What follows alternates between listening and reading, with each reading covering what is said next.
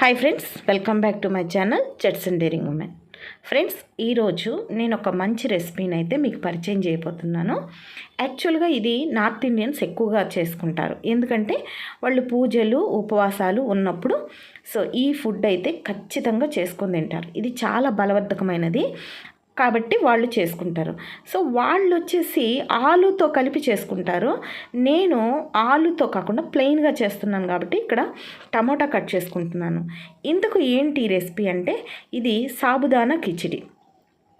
యాక్చువల్గా ఈ రెసిపీ నేను ఈ వీడియోలో ఈ ఛానల్లో పోస్ట్ చేయడానికి గల కారణం ఏంటంటే నా ఫ్రెండ్ తను నాకు చాలా దూరంలో ఉంది. తను నన్ను పలకరించినప్పుడు మార్నింగ్ టైంలో ఇవాళ ఏం టిఫిన్ చేసావని అడుగుతుంది. అలా అడిగినప్పుడు నేను ఇలా సాబుదానా కిచిడి చేశాను అంటే, సాబుదానా కిచిడీనా, అదేంటి కొత్తగా ఉంది, అదంతా ఇట్లా ఖర్చుకుపోద్ది కదా, అంటుకుపోద్ది కదా, దాంతో కిచిడి ఎలా చేస్తావు అని చెప్పి అడిగిందనమాట. తన రిక్వెస్ట్ మేరకు నేను ఇవాళ ఛానల్లో అప్లోడ్ చేస్తున్నాను. నా ఫ్రెండ్ కోసమే మాత్రమే కాదు, ఇంకా నా సబ్స్క్రైబర్స్ కోసం కూడా ఈ రెసిపీ అన్నమాట. అయితే యాక్చువల్గా ఇది నార్త్ ఇండియన్స్ ఆలుతో కలిపి చేస్తారని ముందుగా చెప్పాను కదా. ఇక్కడ నేను ప్లెయిన్గా చేస్తాను. చూడండి, ఇక్కడ నేను నైట్ టైం నానబెట్టుకున్నాను సగ్గుబియ్యాన్ని. సగ్గుబియ్యాన్ని నైట్ నానబెట్టాలి అంటే ఇప్పుడు ఒక గిన్నెలో సగ్గుబియ్యం పోసిన తర్వాత అవి మునిగే వరకు మాత్రమే వాటర్ పోయాలి. అవి మునిగే వరకు వాటర్ పోసి మూత పెట్టేస్తే మార్నింగ్కి అవి ఆ నీటిని పీల్చుకొని పొళ్ళుగా తయారవుతాయి. అలా పొళ్ళుగా తయారైన వాటిని మనం ఈ రెసిపీ అనేది తయారు చేసుకుంటాం. అయితే ఈ రెసిపీ చేయడానికి కేవలం 15 మినిట్స్ అయితే పడుతుందండి. కానీ ఆ 15 మినిట్స్ ఎట్టి పరిస్థితుల్లో పక్కకు వెళ్ళకూడదు. ఎందుకంటే అది అడుగంటిపోతుంది. చాలా ఓపిక్గా తిప్పాలి. ఒక 5 మినిట్స్లో ఉడికిపోతుంది. ఆ 5 మినిట్సే ఓపిక్గా తిప్పుకోవాలన్నమాట. అందుకని ఈ రెసిపీ చేసేటప్పుడు ఖచ్చితంగా ఎదురుగానే ఉండాలి. అయితే నేను ఇక్కడ అడుగు మందపాటి బాండి తీసుకున్నాను. ఎందుకు అంటే పలుచటి బాండీలు అనుకోండి, అవి త్వరగా అడుగంటిపోతే అస్సలు చేయలేం. నాన్ స్టిక్ ప్యాన్లలో కూడా చేసుకోవచ్చు. కాకపోతే నాకు ఇనప కడాయి అవైలబుల్లో ఉంది కాబట్టి నేను ఇనప కడాయిలో చేస్తున్నాను. మీరు ఒకవేళ ఇంట్లో చేసుకునే పని అయితే మీరు నాన్ స్టిక్ యూజ్ చేయండి, బాగుంటుంది. తర్వాత ఇక్కడ ఆయిల్ కూడా చాలా అంటే చాలా తక్కువ ఆయిల్ పడుతుంది. ఒక 2 స్పూన్స్ మాత్రమే ఆయిల్ పడుతుంది. ఇంకా ఈ రెసిపీలో ఏమేం కలిపి చేసుకోవచ్చు అంటే పల్లి పౌడరు.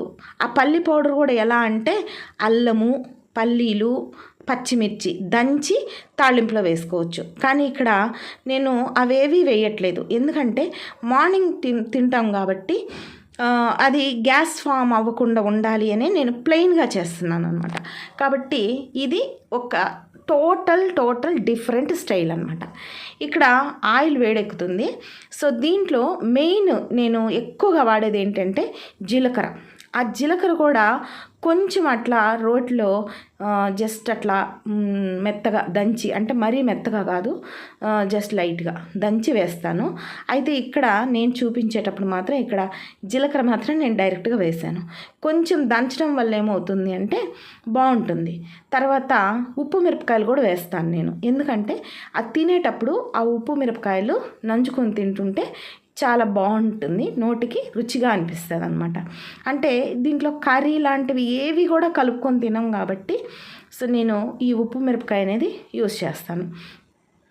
నేను ఈ వీడియో అయితే కంప్లీట్గా పెడతాను, చూడండి, చూసి నేర్చుకోండి. ఇక్కడ ఇవైతే వేగిపోతాయి. ఇవి వేగిన తర్వాత టమోటా వేసి టమోటాలోనే ఒకేసారి ఉప్పు పసుపు వేసేస్తానమాట. ఈ టమోటా కూడా మరి గుజ్జుగా వేగాల్సిన అవసరం లేదు, జస్ట్ టమోటా వేగితే చాలన్నమాట. మనకు గుజ్జు అయిపోవాల్సిన అవసరం లేదు, ఎందుకంటే ఈ సాబుదానా అనేవి ఒకదానికొకటి అంటుకోకుండా ఉంటాయి. గుజ్జుగా అయిపోతే ఎక్కువగా అంటుకొని పోతాయి అన్నమాట. అందుకని జస్ట్ వేగితే చాలు. టమోటాను కొంచెం గరిటతోటి నలిపినప్పుడు మెత్తగా అయితే చాలన్నమాట. అంతవరకు వెయిట్ చేసి అప్పుడు సాబుదానా అనేది వేయాలి.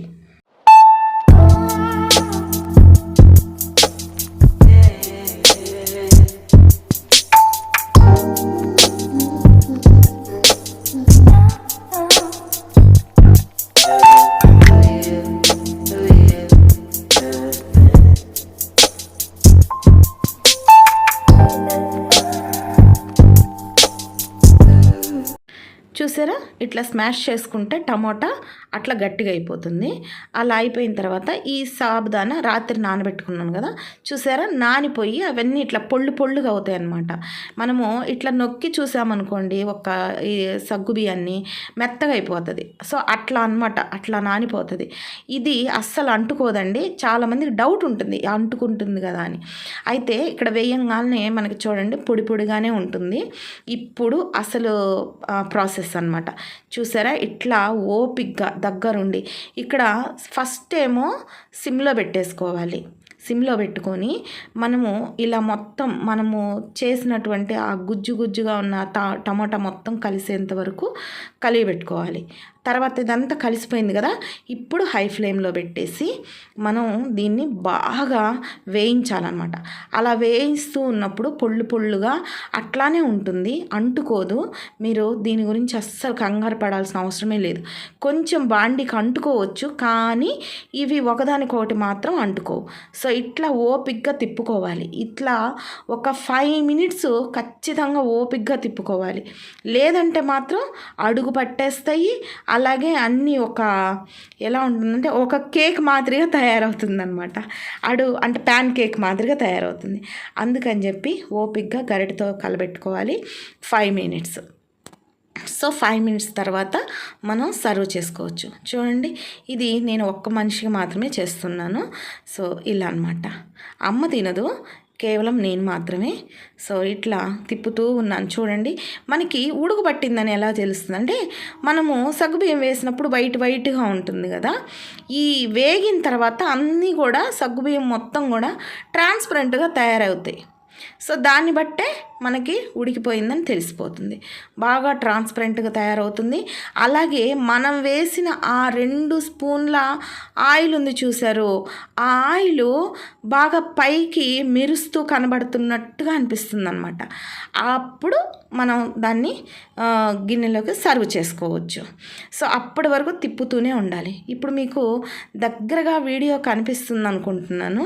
చూడండి కొంచెం లైట్గా అడుగు పట్టినా కూడా ఇవైతే ఒకదానికొకటి అంటుకోకుండా వేగిపోతున్నాయి చూడండి. సో ఇట్లా అన్నమాట.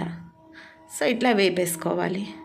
చూసారా, దాని ఎదురుగానే ఉండి చేసుకోవాలి. ఈ రెసిపీ చేసేటప్పుడు మాత్రం చాలా ఓపిక అవసరం అండి. ఆషామాషి కాదు ఈ రెసిపీ చేయడం అంటే. అయితే ఎంత త్వరగా అయిపోతుందంటే ఈ బ్రేక్ఫాస్ట్ అంత త్వరగా అయిపోతుంది. సో ఇన్స్టెంట్గా అప్పటికప్పుడు ఈవినింగ్ టైంలో కూడా ఈ రెసిపీ అనేది మనం చేసుకోవచ్చు. ఇది మాకేంటంటే మార్నింగ్ బ్రేక్ఫాస్ట్ మాత్రమే అలవాటు. సో చూసారా ఇప్పుడు అంత ట్రాన్స్పరెంట్గా అయిపోతుంది. చూసారా, మీకు అర్థమవుతుందా? సో అట్లా అనమాట, అలా ట్రాన్స్పరెంట్ ఉంది. ఇప్పుడైతే సర్వ్ చేసేసుకుందాం. సర్వ్ చేసుకున్న తర్వాత గిన్నె మూత పెట్టకూడదు. అలాగని బాగా చల్లారిన తర్వాత తినకూడదు. వేడిగా ఉన్నప్పుడే ఊపుకుంటూ తినాలి. లేదనుకోండి మీ పళ్ళకు అంటుకుంటూ ఉంటుంది, స్పూన్కి రాదు. స్పూన్కి అంటే గట్టిగా అయిపోతుంది అనమాట. అందుకని ఇది వేడిగా ఉన్నప్పుడు మాత్రమే తినేసేయాలి, అప్పటికప్పుడు తినేసేయాలి. సో ఇదండి ఇవాల్టి ఈ స్పెషల్ రెసిపీ సాబుదానా కిచిడి మన ఆంధ్ర స్టైల్లో. సో ఇంకా ఈసారి మరొక మంచి రెసిపీతోటి మీ ముందుకు వస్తాను. అంతవరకు సెలవు.